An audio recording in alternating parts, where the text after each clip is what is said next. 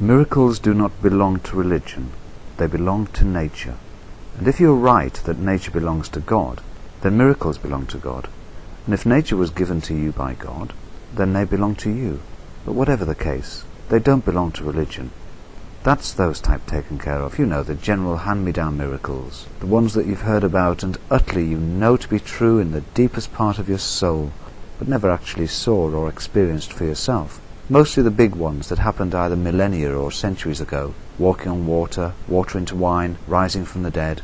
But the other type, the ones that are first-person miracles, that have actually happened to you, took place in your life, well, you know full well that they're between you and your God. They didn't need some imam or priest yelling at you from the pulpit for them to happen. You saw Jesus walk into your bedroom. You were healed of a terminal disease by the touch of Muhammad. The angel stopped you from committing suicide.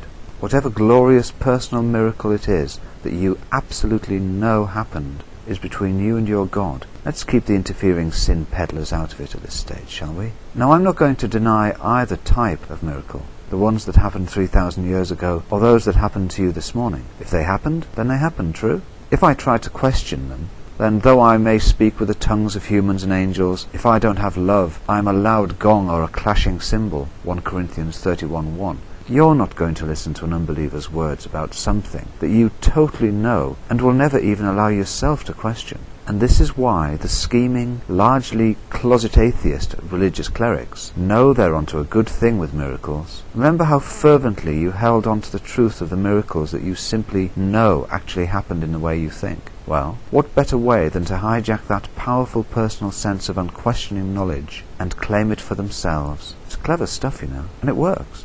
Every day thousands and thousands of Christians are believing the Islamic miracles and are converting to Islam, and the same for Muslims converting to Christianity. The miracles have it every time. Jesus really did rise from the dead. Honestly, it really happened. Muhammad really was taken to heaven by the angel. You'd be mad not to believe it. And who benefits in this glorious revelation of the miraculous nature of hoodwinking? The clerics. Always the blood-sucking, hope-sucking, dignity-sucking, fast-thinking con men in frocks. So if you're going to have your miracles, have them. Enjoy them for what they're worth. And they're not really worth a lot, are they, if you can't even question them, try and duplicate them to benefit other people like you who has been benefited, nor even try to understand them. And this brings us on to the greatest miracles of all, ones that you can not only enjoy, but which positively encourage you to ask questions and share their benefits. The greatest source of miracles that God or anything other than God could ever produce. Nature. Glorious nature. Miracles so numerous and rich that your imams and priests simply can't discern one end of them from the other.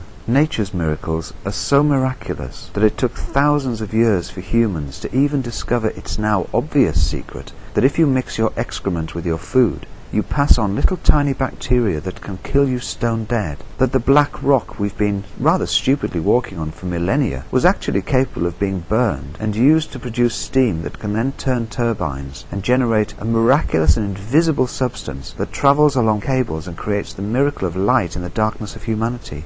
That even now we've discovered a tiny percentage of the miracles that await us. Some we can just about conceive, like a pill that can genetically alter a whole generation of people so that AIDS and cancer and Alzheimer's disease disappear from human experience altogether, through to the barely imaginable miracles of pollution-free power sources, a violence-free human family, where humans will dispense with our existing frail and high energy-consuming physical bodies and create a form where we can live to all intents and purposes forever, all joined in harmony like a living internet, and learning at incredible speeds and enjoying our existence in ways that themselves would seem miraculous to our currently limited 5 senses. A human growing back an amputated limb would be as good a miracle as you get, wouldn't it? And you know, it'll be possible.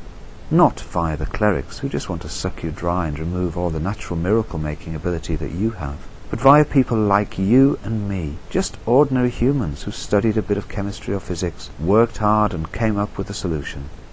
We ordinary folks did it with heart transplants, and people like you and me bring back the dead in hospitals all around the developed world. And did you know that your God, or nature, and again not the clerics, has been doing the growing back an amputated limb miracle for millions of years? Starfish can grow back their limbs. Salamanders can even regrow internal organs. Clever, eh? Simply miraculous. Religion has hijacked miracles because miracles represent the cherry on the top of the cake, the sweet little inducement to think there's something beyond every single person's ability to ever understand, especially the dumb and submissive sheep.